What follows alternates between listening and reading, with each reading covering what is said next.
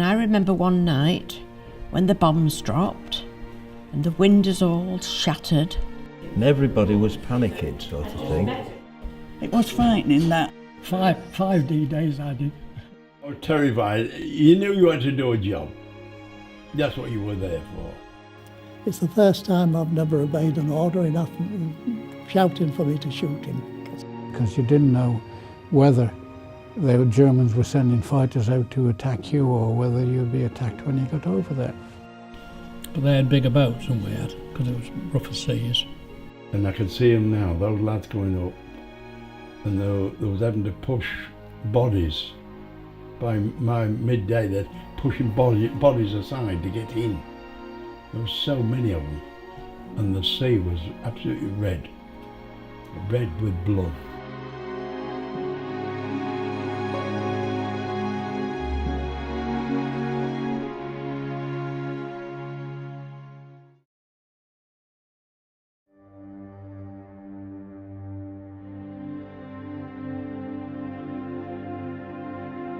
I was 13 when it started. I was 11 years old when the war started. I was only 2 when the war started. I was 15 and I lived in Grimsby. It went up and down the sound. Ooh, and right up again. And then you knew, well, you heard the planes before. Sometimes before the siren went. But the all clear was just one long, but there was bombs dropped. It was a bit frightening for people my age, little people like you. I remember the first night that war was declared, and the air raid alarm went off on that first day, and everybody was panicking, sort of thing, because of course it was all new to us. We were very nervous, and I remember taking my little sister downstairs because before the war, we were all issued with what they call, every family in the land was issued what they call an Anderson air raid shelter. And we had to put them up, we had to dig holes in the ground and then put these corrugated metal air raid shelters in the hole, cover it all with soil, and we sort of had bunks in there. We used to sleep through air raids sometimes with those children.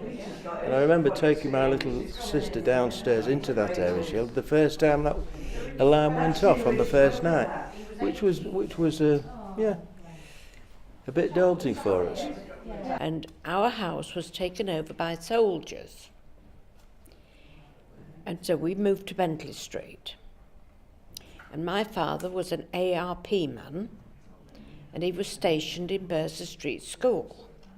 There were a lot of things, of course, apart from the air raids. When we were in the shelter that I've just been telling you about, the anti-aircraft guns used to be going, and those kids used to be peeping out the door, watching the searchlights, picking out the aircraft that were flying over Grimsby. And every now and again you'd see an aeroplane go into this searchlight beam and then all the guns would fire. And it used to be really exciting for us, you know. And I remember one bomb, it dropped 6, we was all under the table, and it dropped 6 doors from us, and it was the Saturday night before Christmas on 1940. And we had a coal fire, and it came out and went back in again. We just sat there, and I think we weed ourselves. I know my brothers did. We was frightened, and every window in the house broke but the one room we was in. But when you got up at night, you had to go down to either under the table if it was cold or go out to the shelter. It was cold, it was damp. There was I had to, every day, it was my job to go down in that area shelter. We had a sump in the corner. You know what a sump is? We had concrete linings around it, and we had a hole in the one corner, which we called a sump, where all the water that leaked into it used to go into that sump, and I had to empty that with a bucket every day. And we had bunks in there where we had to take the mattresses out and dry them every day, and it wasn't very comfortable, but it was supposed to be safe. And then in the night, when the searchlights was on the planes. We had shelters, but I was frightened. I didn't like going in it. So I stood out with my dad, and you looked up and you see planes in the searchlights. And see what they call now laser. You know, you just saw them flashes. And sometimes they got hit, come down in smoke, because then you was bombed, and you either went in the cupboard under the stairs or in the shelter. And I remember one night when the bombs dropped and the windows all shattered, and my father was on duty in the school when the bomb dropped opposite the road and people were killed. And luckily my father was safe and he had to go and rescue people in the bombed houses. Well, they'd say gobstruck now, wouldn't they? You didn't really know. You could see these lights in the sky, which were searchlights, flashing in the quarter plane, and if anybody else was out down the street, they all shouted, "Hooray, hooray, get him!" And you could see them coming down and fire. But as I said, where they landed, I don't know, because it's something you wanted to forget, and that's it. Another thing that sticks in the mind is that one day, I can't remember what year it was, but the Germans dropped some bombs called anti-personnel bombs. And they got the name of butterfly bombs because they used to come down a little bomb on a stick with a little propeller thing. It used to come down, and if anybody picked it up, picked one up, it just blew up. A lot of people lost their arms and legs with those anti-personnel bombs. They were nasty things. In fact, I was one of them in my street. When they came in the block, I looked after children, and the daddy of the children, he was an air raid warden. When he came to my house to try the gas mask, he said, "Rosie, your face." And, I didn't like them. You didn't have to wear them all the time, but they were in a box, and you had string, and you carried it wherever you went. The bell used to go, and you used to run downstairs into the playground, put your gas mask on, go in the air raid shelter. Drills like that every week. So when the real thing happened, if it did, we'd know what to do. The only thing I remember eating was dried eggs, and I loved them. But I can't really, as far as anything else goes, I can't really remember. I do remember dried eggs because I remember liking them. Well, we had plenty to eat, actually. Everybody thinks we were starved, but we weren't. But we didn't have an excess of food. But we had the things like dried egg. Have you ever had dried egg? It was like a powder. Eggs dried and made into a powder. And when we had egg, we used to have little omelets made with this dried egg, mixed with a bit of water in a pan. And we rationed, you see. Everyone had a ration book, and you only got so much meat and so many sweets, and only very small amounts of stuff. But we never went hungry. We were good, and we're all healthy as well. It was good. We never went hungry. It was amazing. My mother had a friend who was a vegetarian, and because she didn't eat meat, she was allowed dried bananas. And she used to let us children have these, and I used to love them. And I think you can buy them now, can't you? Yeah, we used to think it was a treat. And of course, sweets was rationed, and Dad used to go, and I think we had about 6 pennyworth, which, I mean, you don't know what 6 pennies is, do you now? And that was a treat too. And then after the war, and they fetched ice cream back, that was a real treat to have an ice cream. You went into the People's Park. Do you know People's Park? The big green in People's Park, half of it was dug up and made into an allotment. And they grew all vegetables in there for selling and everything. They call it digging for victory in those days. Everybody used as much land as they could to grow food. Ascot Street, near the dock ends, which is not there now. I went to Armstrong Street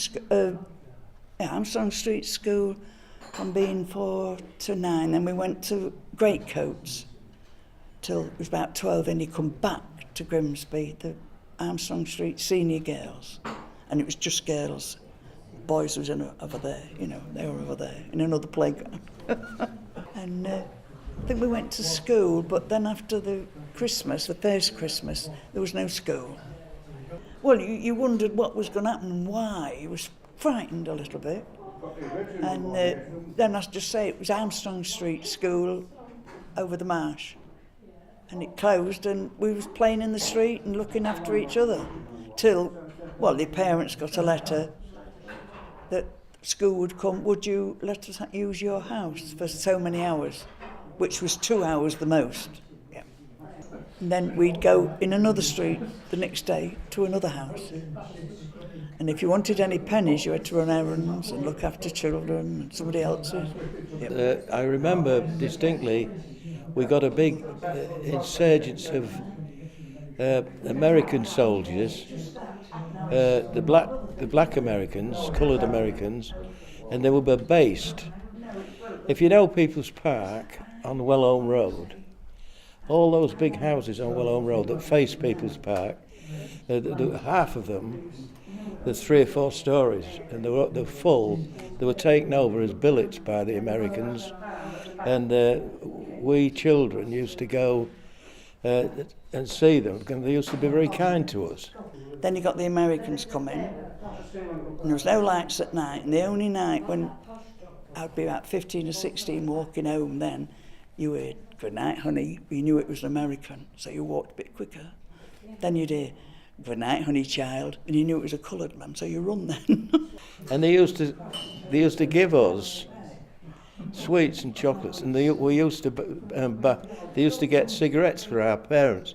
My father was a smoker, and we used to buy cigarettes from them, and they used to take our orders for the PX, and they used to get them for us.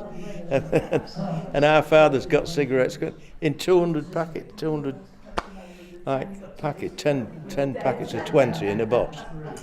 And they were quite cheap, you see, and our parents were really keen to get hold of them. But they were very good, and they used to do a lot of things like that for us, and we had some good fun with those black Americans. They were nice fellas. Sailors, flotillas, out of Grimsby, they'd go. I think there's 3 or 4 3 or 4 ships in a flotilla. Can't remember much about it when I came home. Only going out and enjoying myself, to be honest. Going to meet the air crew in the cafe in the marketplace. The only soldiers we saw in Woolsby Woods, it was a prison camp. And you could, where I lived then in Henry's Road, they left the prison camp to go to Eleanor Street Baths, and they marched down the street singing in their language, of course. And they used to go swimming there in that Eleanor Street Baths. And whether you remember, that's it. There was Orwell Street Baths, but that was it. And you could only walk round Woolsby Woods then, because it wired up with the camp. My dad was in the army. He was at Dunkirk at the end, and he didn't want to talk about that.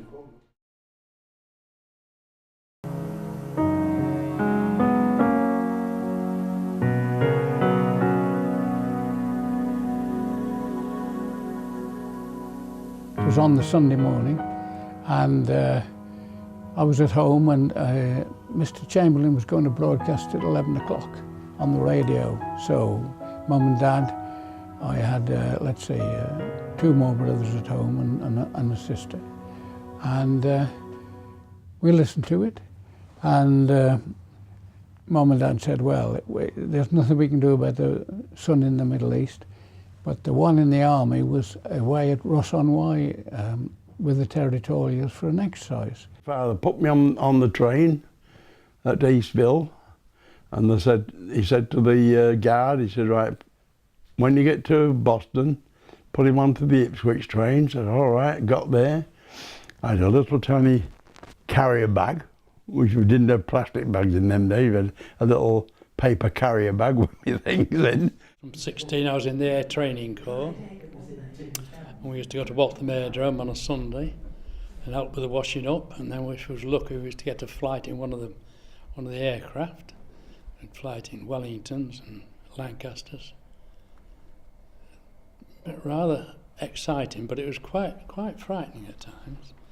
I was already Home Guard. I joined the Home Guard at Cleethorpes, or intended to join the Home Guard at Cleethorpes. I volunteered on the first day they asked on the radio, but I never heard anything from them. So I joined the Home Guard at Grimsby. And I was there quite a few months before they realised I was there. Only when they started giving uniforms out, instead of the armband, they said, "Who are you?" And I'd been there about 3 or 4 months. And I told them who I was and carried on from there. And he said, "Right, there's a train to Ipswich, get on that." I went on that. He told the guard on the Ipswich train where I wanted to be, that I was going to Ganges at Shotley, and I'd be picked up at Ipswich by the Royal Navy. So then I went to Ipswich on my own at 14, and come off the station, and there was the Navy waiting, Naval Chief Petty Officer waiting. And there was about 8 of us, and there was a coach waiting for us to take us to the Ganges. What it was, I was supposed to be going in the Royal Navy, but I'd given a false age. I had to be 18.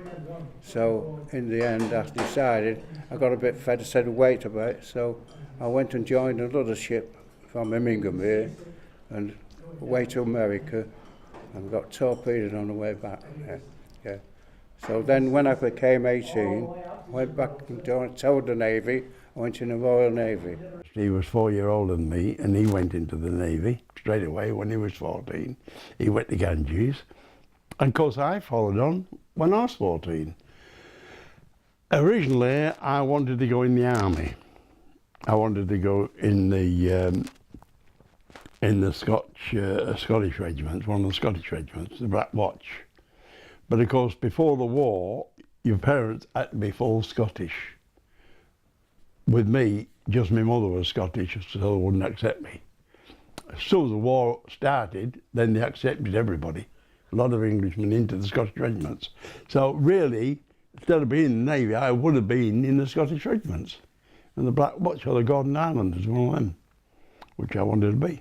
When I first left school, when the war just hadn't started, but I worked in an office till I was called up at 18.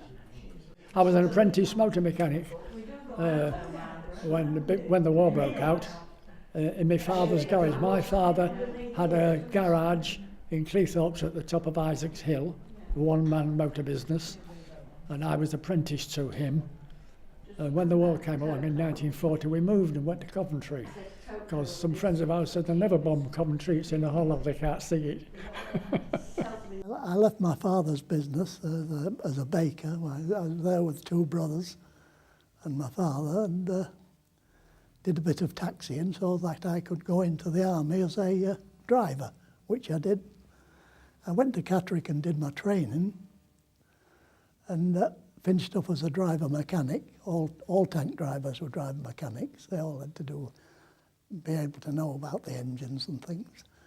And excuse me, I carried on my training there and passed all my training business, and was given a driving instructor's job on Brenton carriers. And then I went into the Air Force, and my younger brother Douglas, a couple of years younger than me, he got called up and he went in the Navy. My proper title was Petty Officer Motor Mechanic. Well, I was in charge of all the machinery on the tank landing craft. Well, they were used for landing tanks or any vehicle that needed to be taken into the war zone. Anywhere where an invasion was being made, we took tanks in or we took trucks in. And after that landing, then we would be used to land supplies to the area, sometimes to other areas as well, such as ammunition, food, other vehicles, whatever they could think of that they needed. The training at Ganges was tough but fair. We had some good chief petty officers, good officers, and they were very fair, although they were very tough. And they certainly learnt you right from wrong, or taught you right from wrong. When we finished at the Ganges, And then they got you in a big drill hall, and they said, right, we'll designate where you want to go when you leave here. And of course, first thing I said, well, I want to go in submarines. I served at Catterick Camp for my training and went on to Welbeck Abbey when I joined the Grenadier Guards.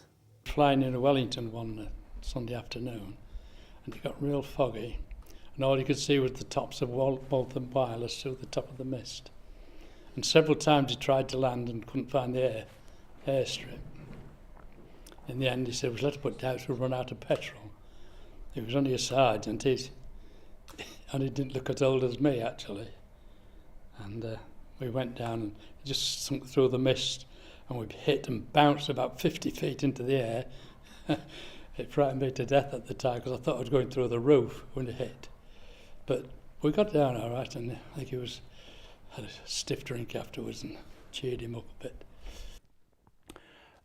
My first submarine was the Tarpon. I was lucky with there. We went to Norway, and then I went on another submarine, and then while we was at sea doing it, we went to Iceland to pick up a Russian convoy, and the job of a submarine in Russian convoys were to go along the inside of the Norwegian coast, and that is to intercept any heavy German battleships or anything coming out to attack the convoys. Yeah, well, you see, you just, wherever you was, you just went into the apartments and you did your section of your work you was going to do, and that was it, more or less, you know. But we did convoys, the convoys. We used to escort all the other ships on the convoy, and then that was it, yeah. And my younger brother Douglas, a couple of years younger than me, he got called up and he went in the Navy. And he went on destroyers, Musketeer, and he went on the Russian convoys to Murmansk for about 10 months. While I'd no sooner got started and left Iceland, and I found out that the Tarpon had gone down with all hands. So I was lucky. She'd just gone back onto patrol in Norway and was sunk with all hands by a German destroyer, depth charge. Well, then I joined the RAF in July 1943 because I'd been trained at arms drill and Morse and all those sort of things, so you went straight through the early courses. And in the November of that year, I was posted to Dover, and I was on the SE rescue boats during the winter of 43 and spring and summer of 44. One night we were sailing right around the north of Scotland to go to the Mediterranean with the landing craft, a new one that we'd commissioned, and we stopped at Immingham. After we'd got right round Scotland, stopped at Immingham overnight. So me and one of the stokers, pal of mine, we jumped on the Immingham tram and went and knocked at my mum's door.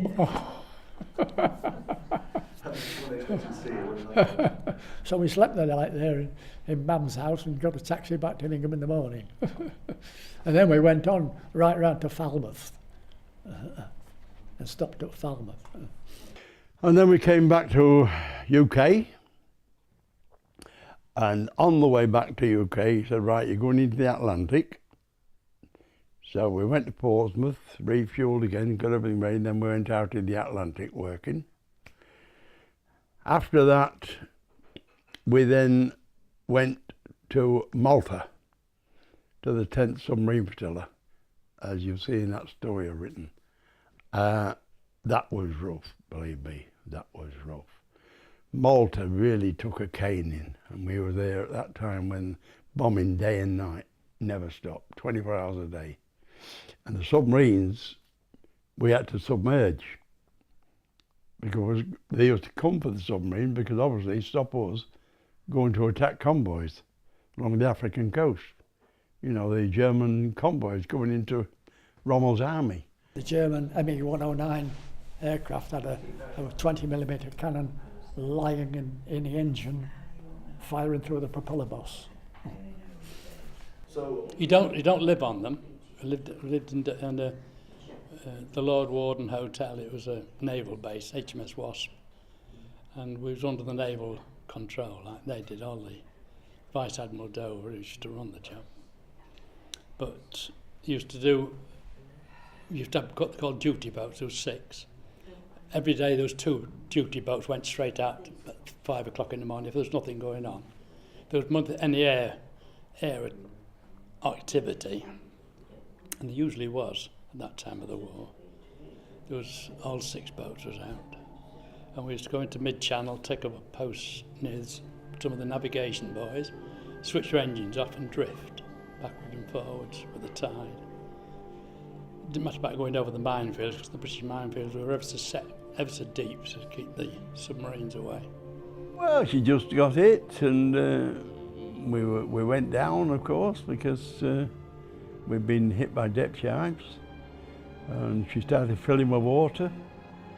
And so it was a case of as soon as you got hit, you always had your Davis escape handy, one for every man.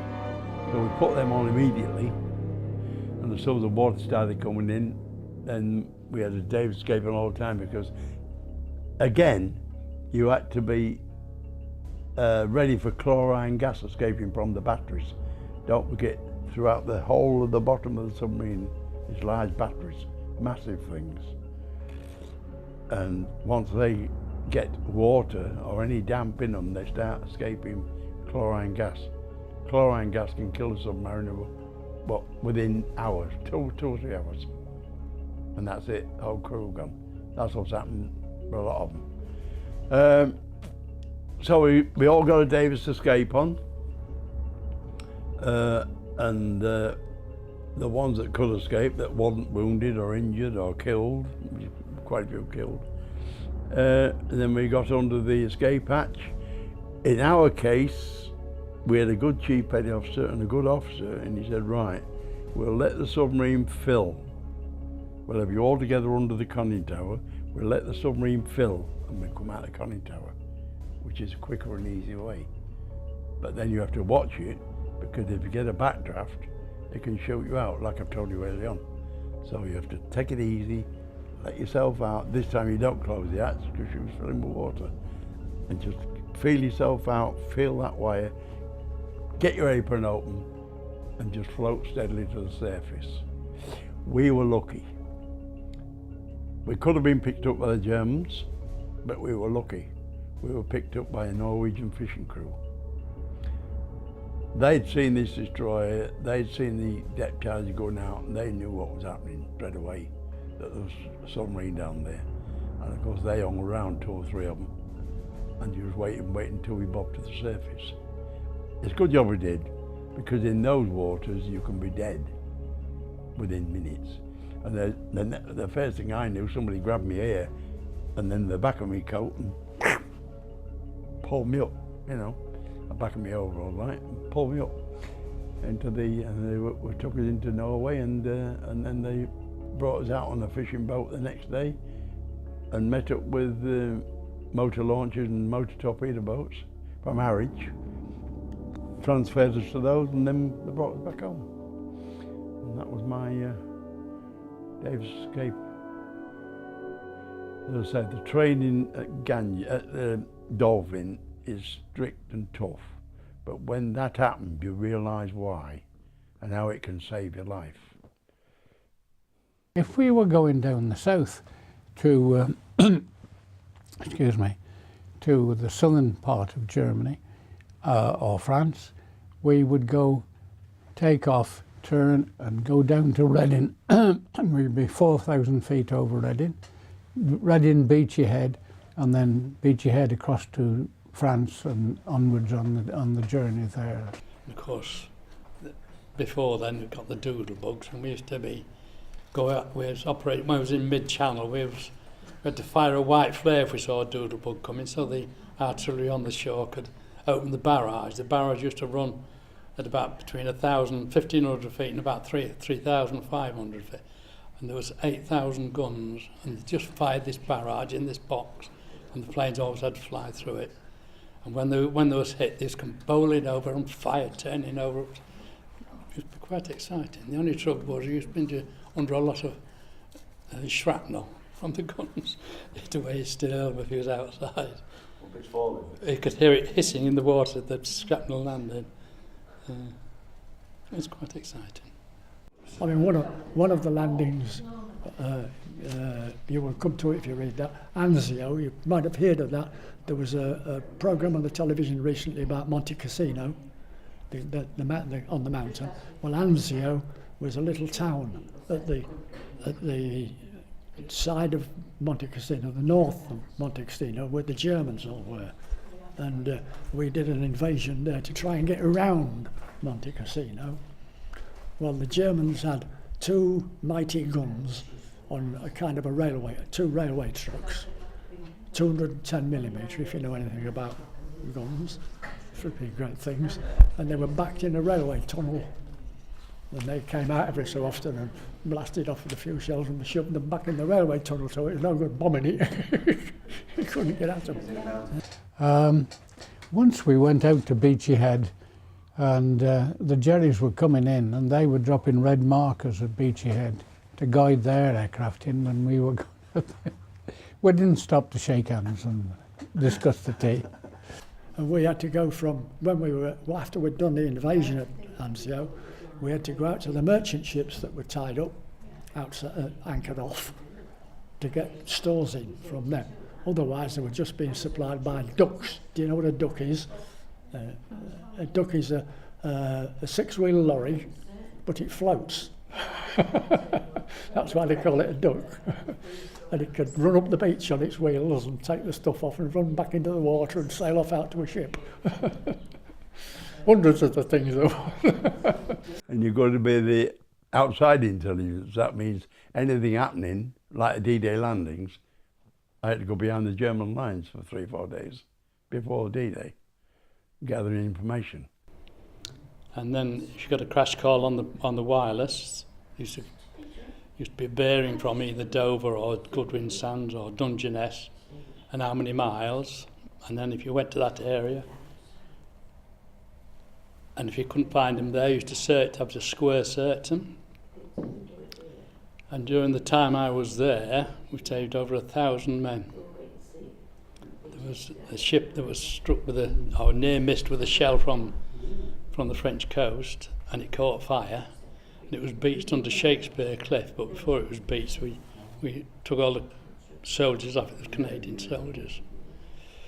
There were 6 boats doing it, and rescued 300 men that day. And you go into the beach, and all the crews have to be in the tanks, engines started, and ready to go. And then we went in radio touch with the beach master, of course, and dropped them on the sand. If you could get to the sand, we got to one place where we stopped about as far from here to, what would I say, the width of this pathway, because there was a ridge of sand that nobody knew about in front of the beach. And we didn't go fast enough. So we went out again then and took a running bash at it and jumped over it, like, see. And it was beached under Dover Cliff, and it burned for about 6 weeks. I don't know what it had on, but it burned. But it was quite a big ship. We came back one foggy night, and we didn't realise, but we passed between the ship and the shore. It was high tide, but we didn't realise till we saw the ship looming out of it. But we got away with it. Like D-Day, D-Day landings. Now I had to train up for D-Day landings, and I thought, well, I wonder what they're sending me to Scotland or the commando base to do, unarmed combat, etc., you know, and things like that. And I found out then because, as I said, they sent me with 2 commandos on the shore at just for D-Day, at Gold Beach area, Arromanch area.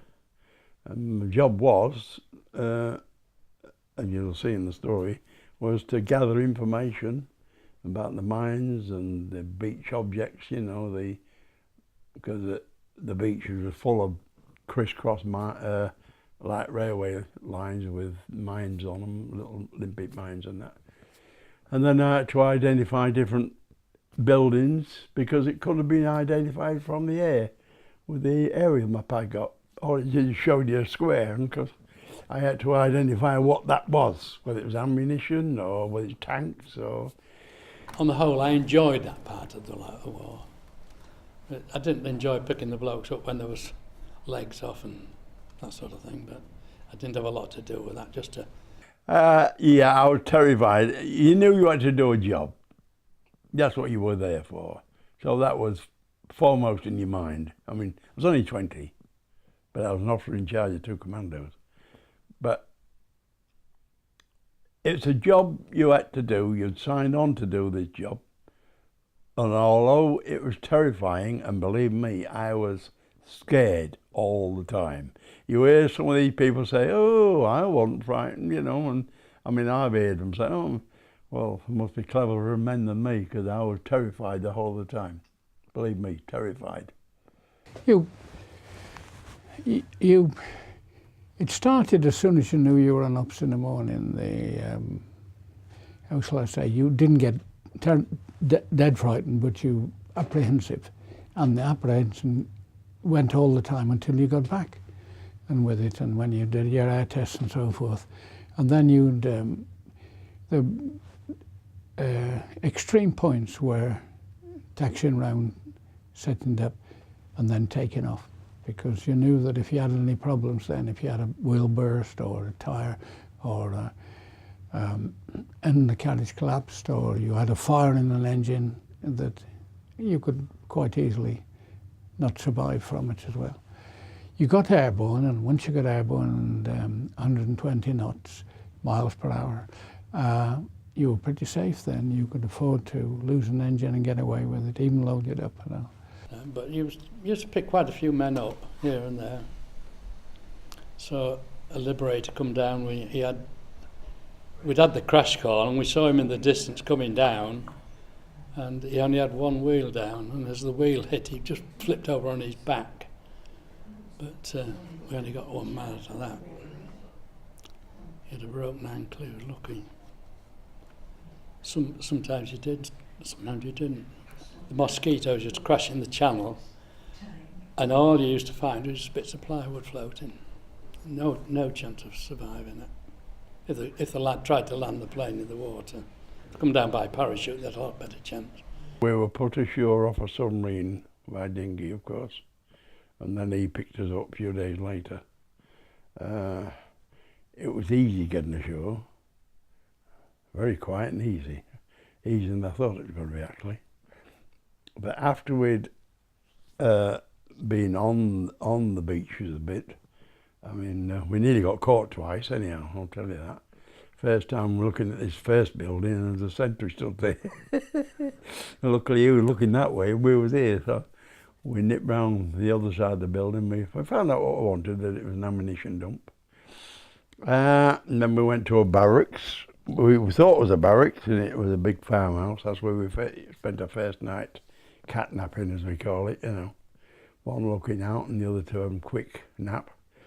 Then we had to identify a lake. We said, there isn't such a lake in Normandy. Go and find out what it is. And it turned out to be the Germans had flooded fields. Field upon field upon field. And they'd stuck stakes in with mines on. So if a paratroop dropped on them, you know, and there's pointers made, they could kill them in any case. Or if the gliders hit them, it would blow up, which they did during the D-Day landings. Killed a lot of troops that way. And then we had to go up the Arromanch Road to identify something else, and we got caught nearly there by a German convoy. He coming around the bend, heavily armed convoy, and we jumped in the ditch quick. And like I said in the story, I don't know to this day why they didn't see us. But I think they were on the way to Calais quick, because there was a dummy landing at Calais. What we did, the tugs towed landing barges full of dummy soldiers and dummy guns and dummy tanks. And of course the Germans thought the landing, they all said the landing was going to be there, because Hitler was determined that the landing was going to be at Calais because it was the shortest route. But we fooled him, we went the longest route to Normandy, you see. And I think that's what helped a lot in the first 24 hours at Normandy. But of course, as soon as they realised... The funny thing about it is, you know, when we was in Normandy, we looked at all the gun emplacements and they wanted a gun in one of them. They want a howitzer or any type of gun in any of them. And yet, they must have been quick during the landing because they really blasted us with heavy gunfire out of those pillboxes. So they must have had them hidden somewhere where we couldn't find them. And I say the second night we spent in a little copse of bushes, and in the morning we found out we was laid about 50 foot from a German tank and its crew, a big German Tiger tank and its crew. So we scampered away. And then the worst part then was getting back on board because we had to signal out to sea and they had to signal back. But like I say in the story, what if a German centre had been watching? It didn't bear thinking about because they'd have been on to us immediately, you know. But we were lucky. It was a very lucky part for us, our time, because, and I don't know why, the German centres didn't see a thing. And then you were apprehensive all the time. You're not so bad if you were, say, flying over the North Sea. You could relax just a little bit at night time. But as soon as you got, you know, within striking distance of the enemy coast, it was apprehensive again because you didn't know whether the Germans were sending fighters out to attack you or whether you'd be attacked when you got over there. The gunners, he was a bloke who nothing he liked better than to get in this flipping gun, getting your gun going, you know. And he's firing away with his gun, and there's a merchant ship alongside of him, and he swings around like this and shot a shell right on the mast.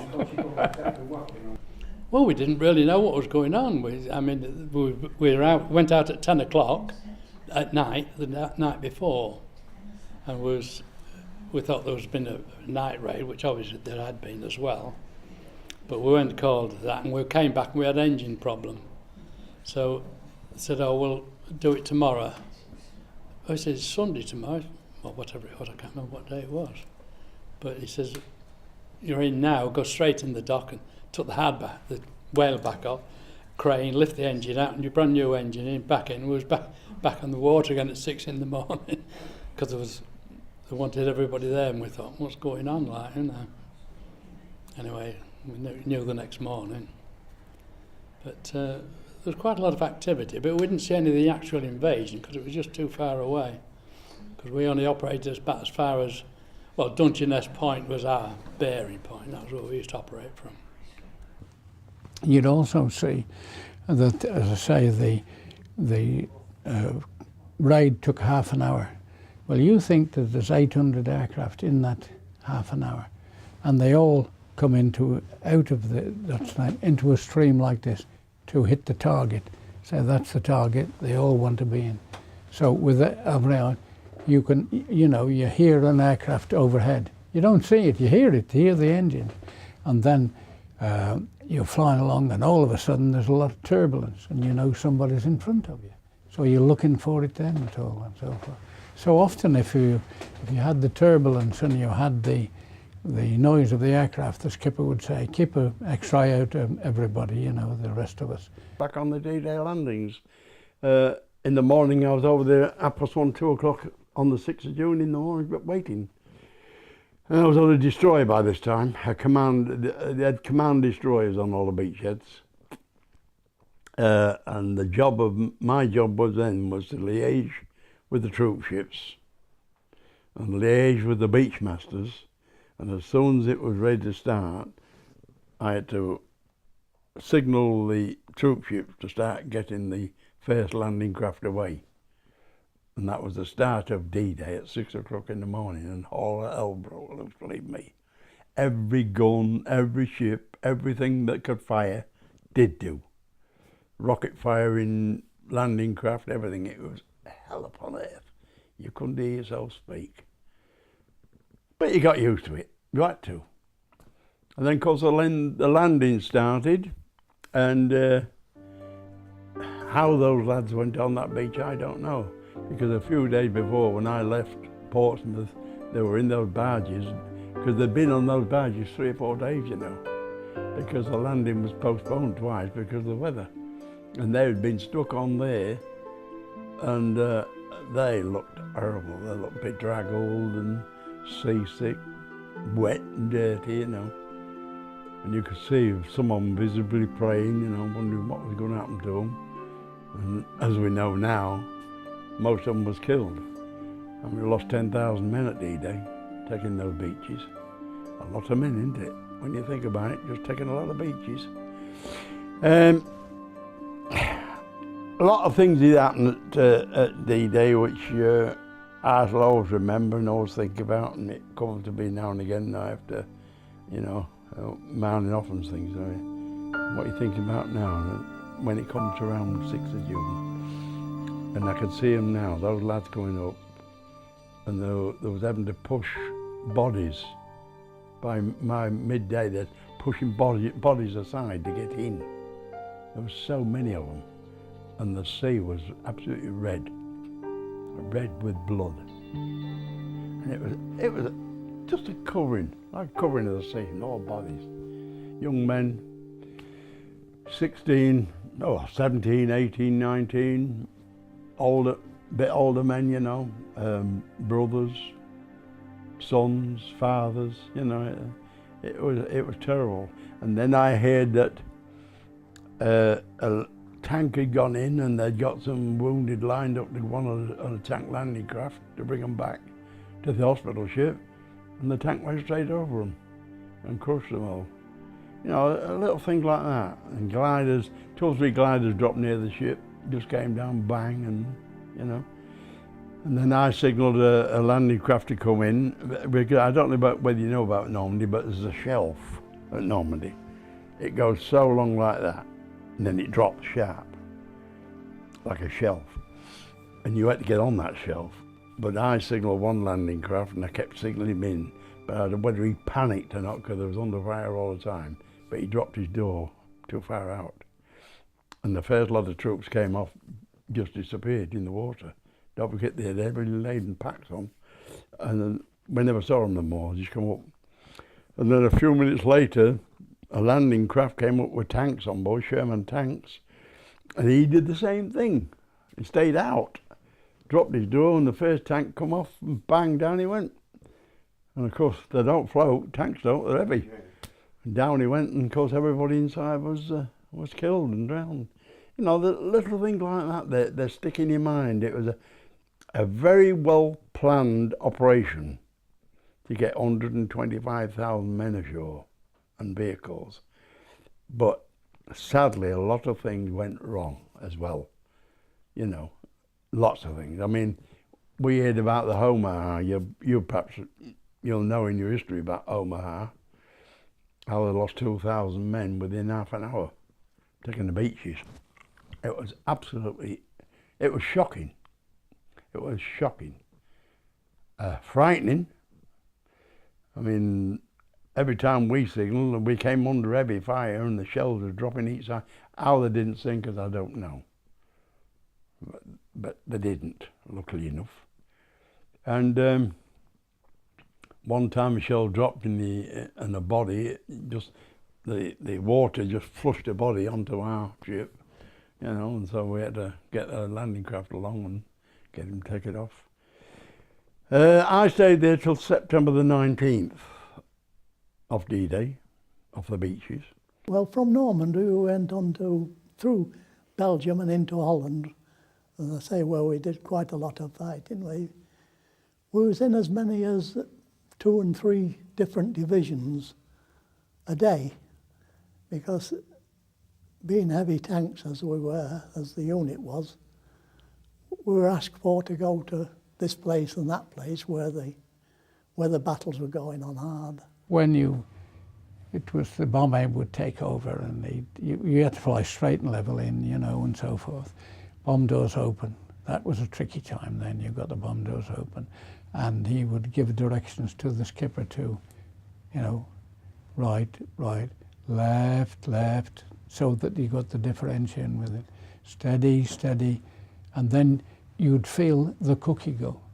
4,000 pound, you drop 4,000 pound. Now you think if you've got something in your hand like that, and you drop it, that must weigh about, what, 5 or 6 pound. How it affects you. So once you got the cookie going, your heart comes out of your feet and it comes back slowly up to where it should be. And you, as the lot goes as well, because it goes in position, so the aircraft can fly straight and level. It just doesn't drop the front or the back, they set it out. So do that, bomb doors closed. Then the operation starts again, because you have to fly roughly 30 seconds, because the flash, as the cookie hits the ground, the flash operates and you take a photograph. So you've got a photograph then that you have, you know, target's been struck by your bombs anyway. We started at Sicily, which was the first landing on European soil before D-Day took place, the first landing on European soil after the African War was ended. That took place in sometime in 1943, July 1943. And it was in Sicily, not actually Italy itself. And they had to fight all the way up Sicily before you actually got into Italy. The Americans went up the eastern side of Italy, and the 8th Army British troops that had been fighting in North Africa, they went up the western side. Montgomery's lot went up the western side of Italy. And we did three or four invasions at various places up along that coast. Casualties. There was an awful lot of casualties, yes. I remember the first casualty I heard of. It was my crew commander was sat beside me peeling potatoes in Normandy, and he was about half as far away from me as you are, and there was a few shells dropping down. We'd just arrived in Normandy about 2 days before. There were shells flying over, and we didn't take much notice, and we thought, oh, this is war, it's supposed to be like this. We didn't realise that when they got near, we were supposed to get down on the ground and take cover. Anyhow, we were peeling these potatoes, and a lump of shrapnel got him right in the chest.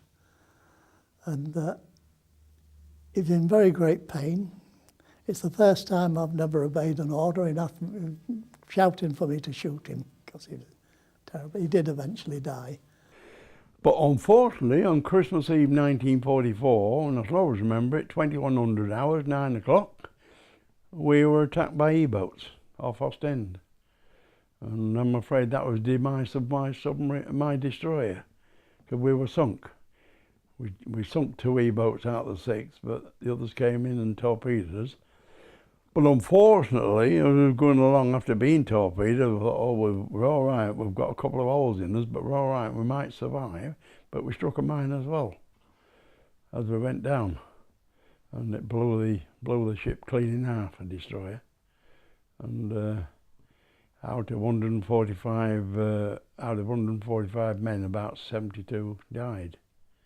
So, you know, the survivor D-Day landing with me, and I got killed. And they took us ashore, and I went into Ipswich Hospital for a few days for recuperation and check over.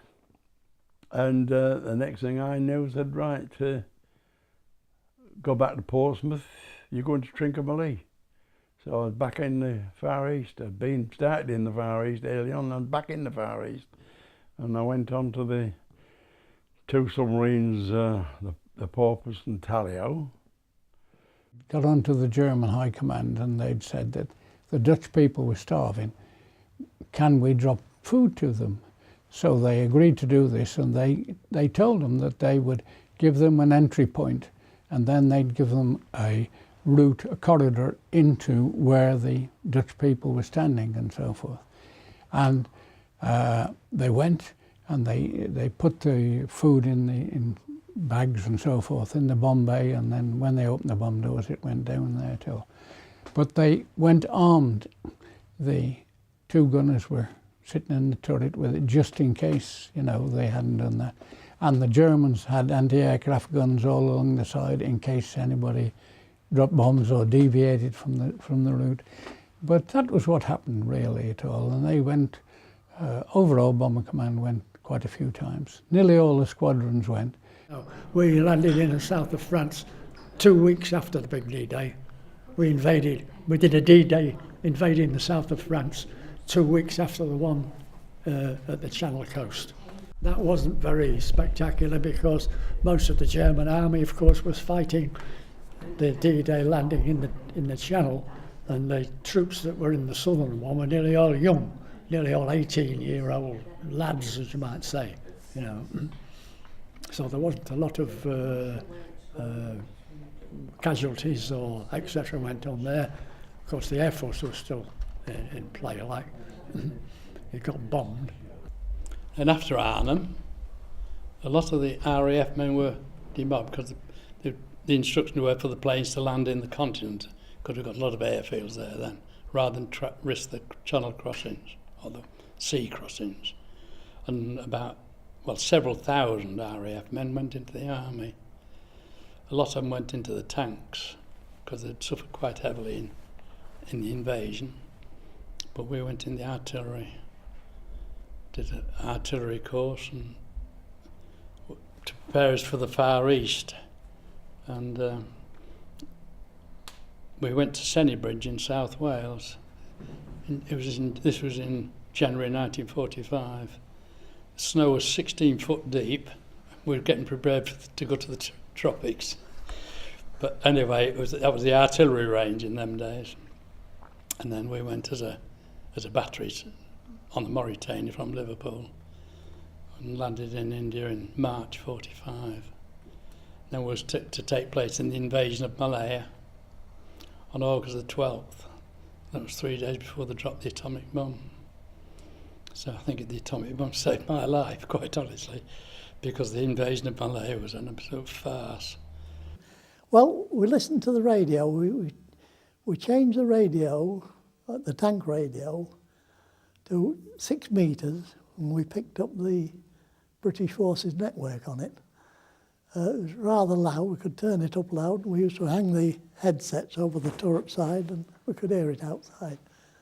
And we were entertained by the British Forces network and the American Forces network through the tank radio. Whenever we were on the move, we always had the British Forces network on, or the American Forces network. But when we were in battle, of course, we had to go on to the keep in touch with all our old tanks. We had tinned meat, tinned bacon, bread. When we ran out of bread, we went on to ship's biscuits, which were so hard that you couldn't chew them. But mostly we did quite well with food, I'll say that. Rice pudding, Yorkshire puddings, tinned eggs. So we didn't do too bad. The army didn't feed so well. They had cardboard cartons of 10 man's rations in one pack, all tinned stuff and that sort of thing, a few cigarettes and a few sweets. We did get short during this flooded time in Holland, and as I say, we had to kill the cow for something to eat. We usually carried these ration packs, army ration packs, you know, I mean, 1 or 2 got dropped, like you see. And we carried American ones as well, which also got dropped. Yeah. And they had better bacon than us. The Germans flooded the place up to 3 and 4 feet. We couldn't get any rations through to us. So we hung out at a farmhouse there where they had 1 cow. So the only German I personally shot was a German cow. So I shot this because my co-driver was a butcher boy in civilian life, and he cut it up and we had something to eat, and the rest of the crew had something to eat, and the rest of the part of the regiment. Anyway, we dug a hole and buried the innards, and I was a rather bad lad. I took the cow's head and hung it over the farm door, being as it was a German cow on a German farm.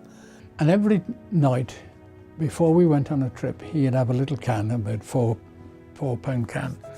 It had 4 pound of jam, and he'd have a drop of water and petrol in. And he'd clean the aircraft floor inside, from front to rear. And as we went on, he'd say to the skipper, "Excuse me, sir," he said, "but bring it back clean, won't you?"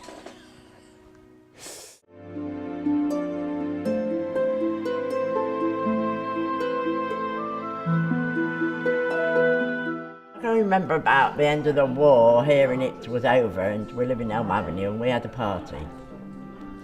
Victory party. Oh, well, we was we used to go dancing, and we'd come out in the street at the middle of the night. You was just dancing in the street and shouting to everybody and having cups of tea and water.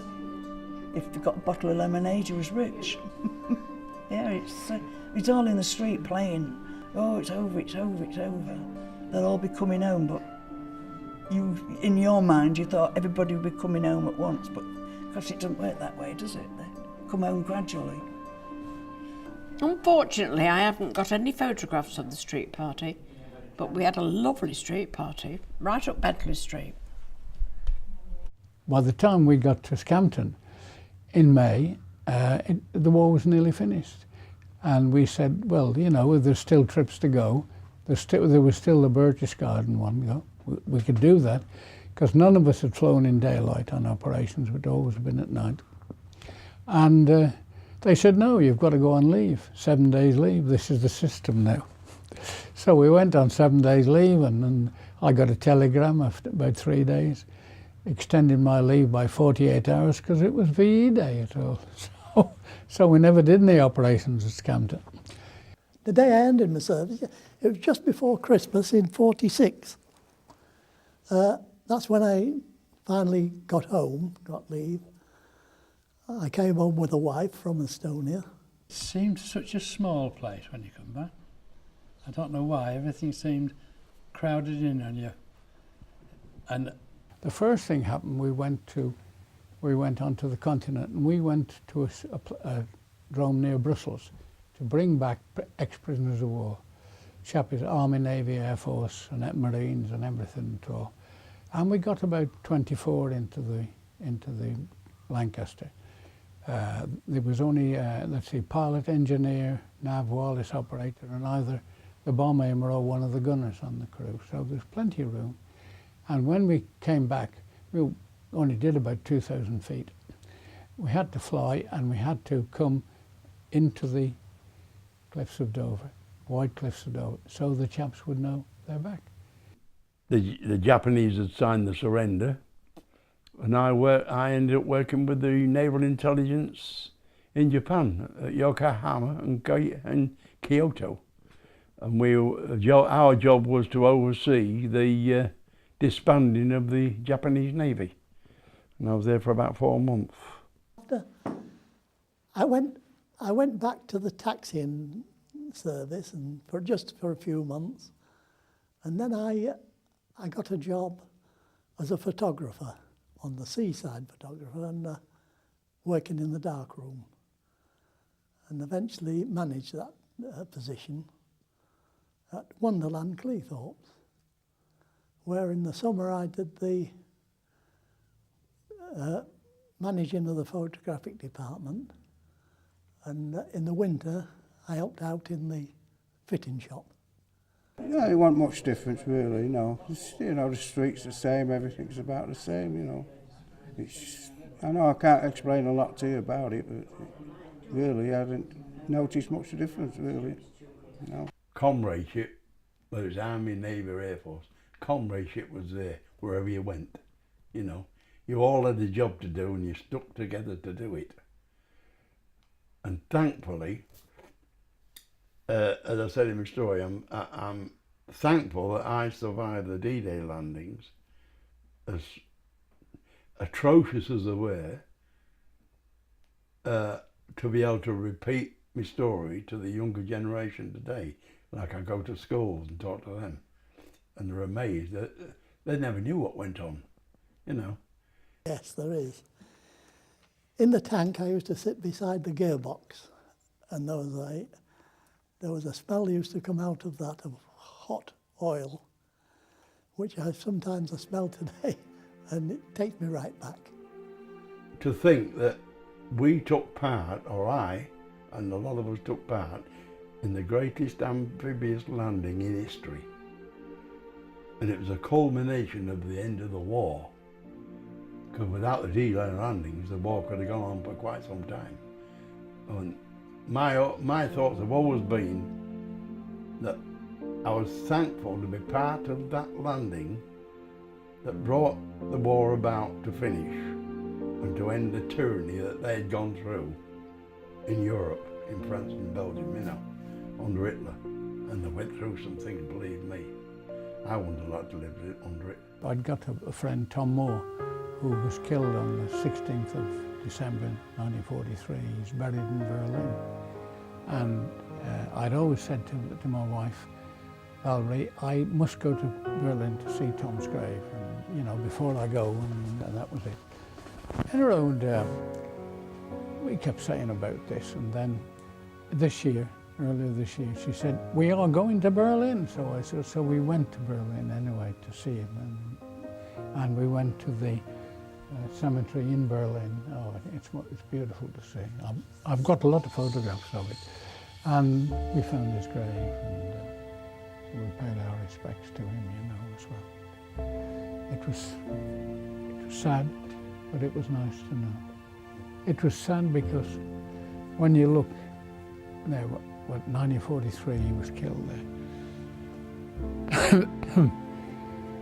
That's 67 years. And I've had 67 years, courting the girl I love, married, have children, grandchildren, and I've got a couple of great-grandchildren as well. So I've been very fortunate in that. And when you think he's been lying there since that time, that it's just soul-destroying sometimes.